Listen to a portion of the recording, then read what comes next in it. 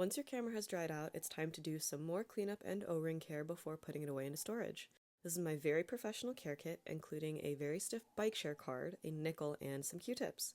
I also use a lens cleaner and Kim wipes because they are low lint and non-abrasive. Water stays in O-ring grooves for 7 to 10 days unless the camera is open for drying, and it's our responsibility to maintain the 4 accessible O-rings on this camera.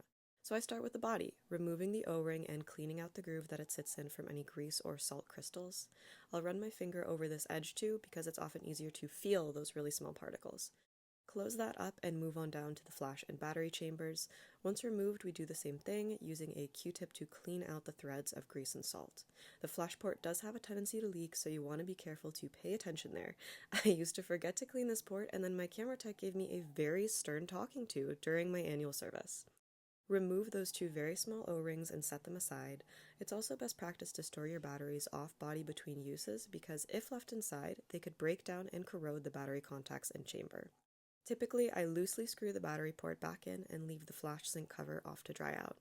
The 4th and final O-ring is on our lens, so gently pull that off your camera and use a Q-tip to clean the lens slot of any grease or salt. Using your bike share card, pop off that last O-ring and use a Q-tip to clean the groove that it sits in. Once that's off, put on the rear lens cover to keep that glass protected. Finally, I'll clean off the lens with a designated lens cleaner because there are sometimes watermarks, but more often than that, just grease marks from my sunscreen. The final care step is to rinse off your O-rings because they too collect grease and salt. So I'll give them a quick rinse in the sink and run my fingers along the surface because even a small grain of sand or stray hair could be enough to break the seal and flood your camera. You want to do so gently so as to not tear the rubber of your O-ring. I'll also give the flash sync cover a quick rinse and let it air dry. Using another Kim wipe, I'll dry off my O-rings one at a time and store them in a Ziploc bag. Storing your O-rings off-body helps maintain their elasticity. No O-ring is designed to withstand water leakage when wobbled, so maintaining as plump an O-ring as possible will help minimize the risk of leakage and prolong their lifespan.